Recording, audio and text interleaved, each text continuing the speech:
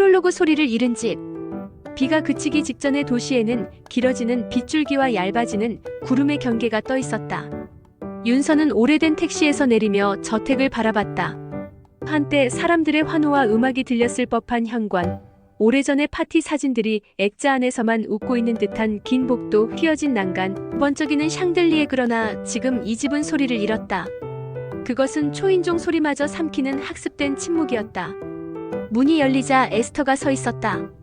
잿빛 스웨터, 접힌 눈매, 미동 없는 입술. 이 집은 늘 조용해야 해요. 첫 문장에 들러붙은 단호함이 윤서의 목을 스쳤다. 조용해야 한다는 말은 너무 익숙하지만 이 집에선 단순한 생활 방식이 아닌 절대 규칙 같았다. 윤서는 고개를 끄덕였지만 속으로는 노트를 꺼내는 듯 마음의 페이지를 펴고 썼다. 소리를 잃은 집. 규칙은 문 앞에서부터 시작된다. 관찰할 것 아이들의 눈, 손, 숨. 일장 쌍둥이의 손. 라일라와 루크. 7살. 두 아이의 첫인상은 정적이었다. 단정히 빗어진 머리카락, 깨끗한 셔츠. 그러나 셔츠의 단추가 매번 한 칸씩 너무 꽉 잠겨 있어 목이 죄이는 느낌을 줄 것만 같았다. 아이들은 인사를 듣고도 입을 여는 대신 서로의 손을 꼭 잡았다. 손과 손 사이에 조심스럽게 숨이 들락거렸다. 그 숨이야말로 이 집의 유일한 리듬처럼 느껴졌다. 윤서는 무릎을 굽혀 눈높이를 맞췄다. 안녕. 난 윤서야. 내가 말하지 않아도 괜찮아. 대신 손으로 말해도 좋아. 그 말이 닿자 라일라의 검지와 엄지가 미세하게 만나 동그라미를 이루었다. 루크는 테이블 아래쪽에 자신만 아는 지도를 그리듯 공기를 살짝 그었다. 동그라미, 세모 X. 윤서는 노트에 작은 도형들을 그리며 적었다. 원은 응. X 아니? 세모는 보류고 모름이고 잠시다. 식사가 끝날 때까지 아이들은 단 한 번도 소리를 내지 않았다. 포크가 접시에 닿는 소리조차 이상하게 부드럽게, 마치 접시가 솜으로 만들어진 것처럼 들렸다. 에스터가 지나가며 말했다. 잘하고 있어요.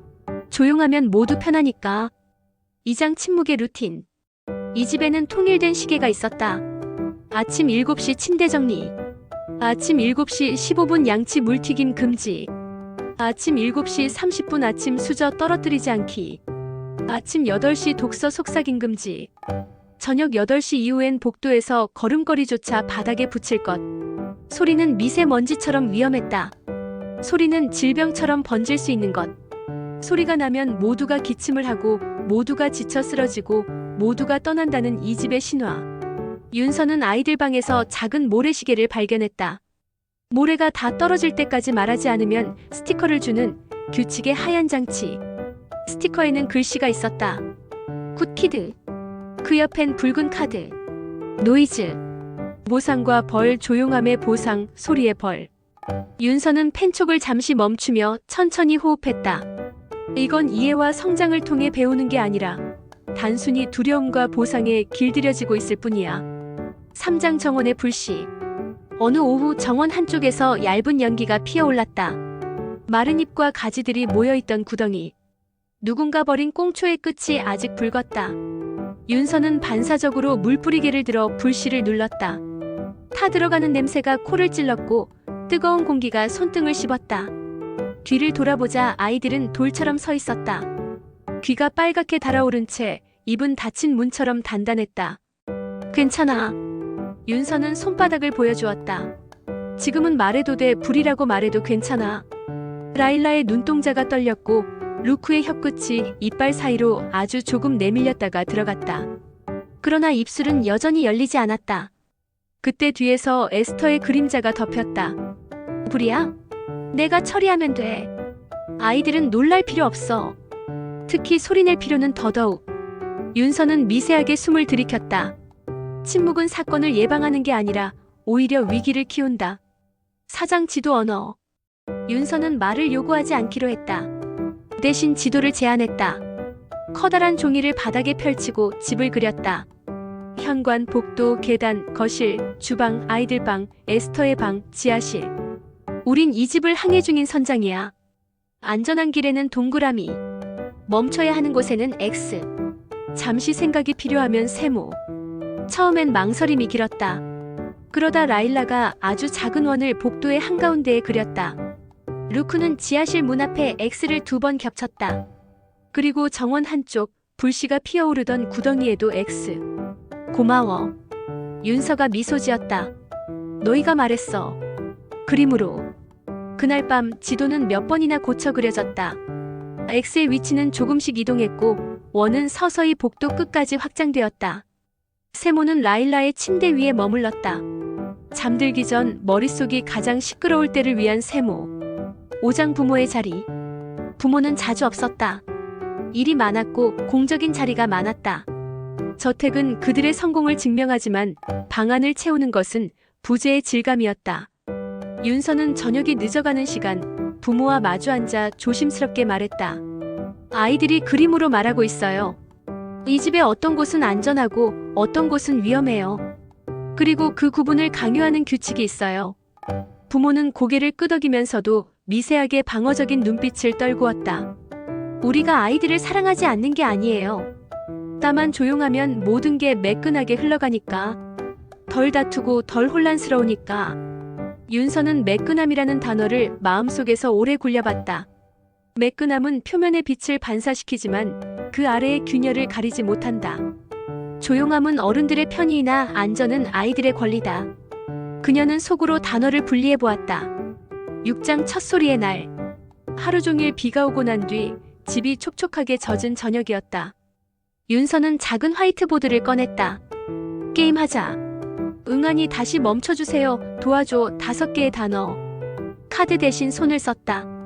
손바닥을 펼치면 응이고 손등을 접으면 아니. 2 손가락을 교차하면 다시. 손을 앞으로 내밀면 멈춰주세요. 가슴에 손을 대면 도와줘. 아이들은 손으로 먼저 말했다. 다시 응. 그리고 멈춰주세요가 라일라의 손에서 서툴게 만들어졌다. 윤서는 살짝 입모양을 보였다. 멈춰주세요. 라일라의 입술이 소리를 흉내냈다. 소리는 없었지만 형태는 있었다. 루크가 형광펜으로 화이트보드에 작은 점을 찍었다. 시도. 한참을 반복하고 또 반복하자 루크의 목에서 아주 얇은 공기가 스쳤다. 응. 먼저 들린 것은 더듬거리며 튀어나온 호기심의 소리였다. 윤서는 그 소리를 성공이나 치료의 진정 같은 말로 칭하지 않았다. 그저 한번 박수치고 고마워. 라고만 말했다. 소리는 힘이기도 하고 위험이기도 했다. 아이들에게 소리는 위험으로 교육되었으니 지금은 힘을 더 많이 느끼게 해야 했다. 7장 지하실로 가는 길. 지도에서 지하실의 X는 사라지지 않았다. 오히려 진해졌다. 종이를 바꾸어도 라인 굵기를 바꾸어도 지하실 문 앞 X는 늘 다시 그려졌다. 윤서는 아이들에게 물었다. 지하실 앞에서 우리가 같이 할 수 있는 행동 하나만 정하자. 문을 열지 않아도 돼. 단지 서기. 그리고 손잡이 하나 붙이기. 이건 우리가 정한 규칙이야. 혼자 들어가지 않는다. 그렇게 시작한 문 앞 서기는 일종의 의식이 되었다. 문 앞에 서서 3사람의 손이 포개지는 10초. 10초 동안 아무도 무엇도 하지 않았다. 다만 서 있었다. 서 있는 것은 때로 거대한 저항이었다. 3번째 날 윤서는 문 손잡이에 노란색 천 조각을 묶었다. 이 천이 우리에게 묻는다. 준비됐어? 아니면 아직 아니야. 너희가 정해. 나는 따를게. 8장 테이프. 지하실 문이 열리던 날은 의외로 조용했다. 아이들은 입술을 깨물었고 윤서는 호흡을 길게 뽑아내렸다. 지하실은 냄새로 가득했다. 오래된 책과 가죽, 금속과 기름, 그리고 곰팡이. 어둠 속에서 작은 플라스틱 상자가 보였다. 상자 안에는 타이머, 빨간 카드들, 스티커, 그리고 테이프. 재생 버튼을 누르자 낮고 딱딱한 목소리가 울렸다.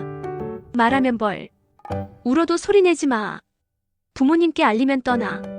윤서의 등이 서늘해졌다. 테이프의 뒷부분엔 규칙표가 빠르게 나열되었다. 식사 중 대화 웃음 질문 금지. 정원 놀 때는 속삭임 금지. 밤 8시 이후 발소리 주의. 목소리는 다른 사람을 위험하게 한다. 조용하면 모두 안전하다. 아이들의 어깨가 미세하게 떨렸다. 라일라가 윤서의 소매를 잡았다. 루크는 테이프가 돌아가는 소리를 뚫어지게 바라보다 천천히 고개를 가로저었다. 아니, 그 부정은 이 집에서 가장 용감한 단어였다. 구장 에스터의 이유. 테이프는 증거였다. 그러나 진실은 사람의 입에서 탄생한다. 윤서는 부모와 에스터를 한자리에 불렀다. 테이프를 틀었다. 목소리가 방 안을 한 바퀴 돌았다. 침묵이 굳고 갈라졌다. 에스터는 혀끝으로 입술을 적시고 낮게 말했다. 그런 규칙들은 아이들을 위한 거였어요. 흥분하면 다치는 건 늘 아이들이잖아요. 조용하면 사고가 줄어요. 조용하면 다 편해요. 부모의 눈이 흔들렸다. 우리는 몰랐어요. 당신을 믿었어요. 가족이니까. 윤서는 라일라와 루크 뒤에 서서 가만히 등을 쓸어주었다. 말하지 않아도 아이들은 사람들의 숨소리를 통해 진실의 방향을 읽었다. 한참의 침묵 끝에 에스터는 말했다. 나는 이 집을 지키려 했어요. 조용해야 지켜지는 것들이 있어요. 재정도 명성도 계획도. 윤서는 스스로에게 물었다. 지켜지는 것의 목록에 아이들의 목소리는 있었는가? 아이들은 같은 질문을 눈동자에 담고 있었다. 십장 선택의 순간. 결정은 간단하지 않았다.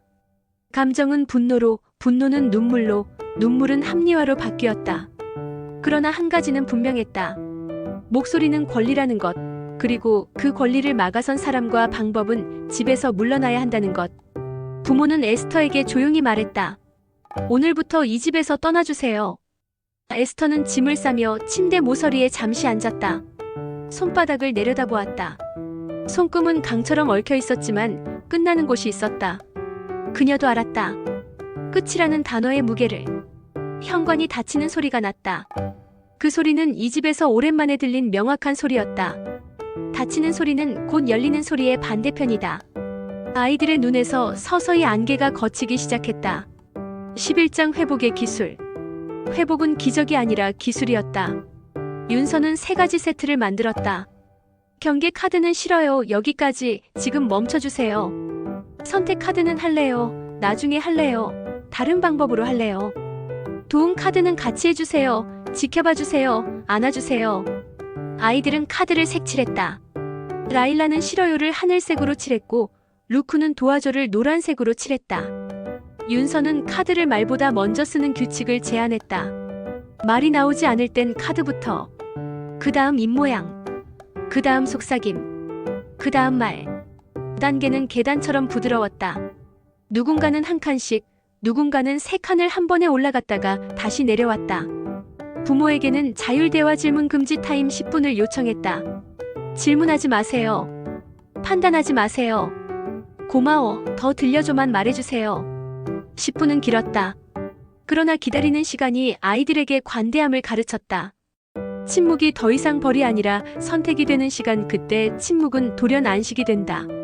12장 단어의 역사. 첫 주의 첫 단어는 응이었다. 둘째 주엔 아니, 다시. 셋째 주엔 멈춰주세요. 도와줘. 넷째 주엔 엄마 아빠. 다섯째 주엔 나는 하고 싶어. 하지만. 여섯째 주엔 오늘. 왜냐하면 그래서. 윤서는 매일 저녁 노트에 적었다. 단어는 도구이자 역사다. 아이들이 오늘 고른 단어는 오늘의 세계관. 그 세계관이 내일 조금 확장될 것이다. 라일라는 하루가 끝날 때 작은 종이를 접어 윤서에게 건네곤 했다. 종이에는 단어가 하나씩 적혀 있었다. 빛, 창문, 숨, 다시. 루크는 기계 조립을 좋아했다. 단어 카드를 작은 네모 상자에 꽂아 넣는 놀이를 만들었다. 각 상자는 하나의 기계 같았다. 싫어요. 상자는 레버를 내리면 자동으로 대안 제시 카드를 위로 밀어 올렸다. 거절 뒤에는 늘 대안이 온다는 규칙을 그는 본능적으로 만들었다. 13장 학교라는 바다. 집의 회복이 일정한 궤도에 오르자 다음 관문은 학교였다. 교실은 소리로 가득한 공간이다. 의자 끄는 소리, 분필 긋는 소리, 웃음과 속삭임. 윤서는 담임과 면담을 했다. 아이들에게는 예측 가능한 소리가 필요해요. 수업 시작 전 10초간 침묵 후 수업 구조 안내, 소리의 강약을 말로 예고하기. 라일라와 루크는 첫날 벽에 기대 서서 교실의 소리를 스캔했다. 소리는 높낮이가 있는 산맥처럼 다가왔다. 이 산맥의 고도 지도를 빠르게 그려야 했다. 쉬는 시간 누군가 공을 쳤다. 탁! 그 순간 라일라의 어깨가 들썩였으나 그녀는 깊게 숨을 들이쉬고 카드를 꺼냈다. 도와줘. 담임은 그녀 옆에서 고개를 끄덕였다. 괜찮아. 지금은 복도 창가로 나갈게. 예측 가능한 조치로. 아이는 웃음 아닌 안도의 미소를 지었다. 둘째 날 루크는 발표 시간에 선택 카드를 들었다. 나중에 할래요. 선생님은 수업 마지막 3분을 다시 루크에게 건넸다. 루크는 작은 목소리로 그러나 명확하게 말했다. 지도 언어를 씁니다. 집에서부터. 친구들의 눈이 커졌다. 그 순간 루크는 한 사람의 세계를 조금 바꾸었다. 14장 부모의 연습. 부모에게도 숙제가 있었다. 그들은 회의가 끝나고 돌아와 거실 소파에 앉아 아이들과 하루 요약을 했다. 규칙은 간단했다. 어른은 질문하지 않기. 아이가 한 단어만 말해도 박수. 침묵은 방해하지 말고 같이 앉아있기. 마지막엔 서로에게 고마워. 처음엔 어색함이 두꺼웠다. 어른의 세계는 결론을 사랑한다. 그러나 아이의 세계는 과정을 사랑한다. 그 둘이 같은 방에 앉아 날짜를 넘기자 결론은 느려지고 과정은 말을 배웠다. 아이들이 싫어요라고 말할 때 부모는 상처받지 않는 법을 연습했고, 아이들이 도와줘라고 말할 때 부모는 지시가 아니라 존재로 답하는 법을 익혔다. 15장 다시 정원. 정원은 한때 X의 굴이었다. 여름의 시작쯤 아이들은 정원 지도를 다시 그렸다. X는 2개만 남았다. 벌집이 있는 나무와 갑자기 미끄러운 돌계단. 라일라는 스스로 안전선을 그었다. 붉은 끈을 묶고 여기서는 천천히 팻말을 세웠다. 루크는 물튀김이 없는 분수 노즐을 설계해 작은 공기방울만 톡톡 올라오게 했다. 소리의 볼륨을 바꾸는 창의력. 위험을 피하는 기술은 목소리가 되었다. 어느 늦은 오후 라일라가 말했다. 나비는 가벼워. 그 말은 누구에게도 변명할 필요가 없는 문장이었다. 나비는 가볍다. 누군가에게는 그것이 과학이고 누군가에게는 그것이 시다. 윤서는 그 문장을 고이 접어 마음의 책갈피에 끼웠다. 16장 균열의 메아리. 그러나 회복의 길에선 언제나 균열이 돌아온다. 학교에서 한 친구가 루크의 카드놀이를 놀렸다. 에이, 말 못해서 카드나 쓰냐? 그 말은 작았지만 날카로웠다. 루크의 어깨가 다시 굳었다. 그날 저녁 그는 아무 말도 하지 않았다. 카드를 상자에 넣고 서랍을 닫았다. 윤서는 상자를 열지 않았다. 대신 옆에 앉아 작은 종이를 하나 건넸다. 그냥 옆에 있을게. 라일라는 루크의 침대에 올라가 담요를 덮었다. 오늘은 침묵으로 같이 있어줄게. 그들은 선택된 침묵으로 밤을 넘겼다. 다음 날 아침 루크가 말했을 때 그 말은 더욱 단단했다. 어제는 싫었어. 오늘은 다시 할 거야. 다시는 이 집의 상징 문장이 되었다. 17장 연주회. 음악치료사가 왔다. 작은 현악기와 건반이 있었다. 소리는 위협도 도구도 아니었다. 소리는 색이었다. 치료사는 현을 켠 뒤 물었다. 이 소리는 어떤 색? 라일라 연두. 루크는 처음에는 회색, 근데 나중엔 파랑. 색을 말하는 동안 그들은 소리의 강도가 아니라 소리의 의미를 배웠다.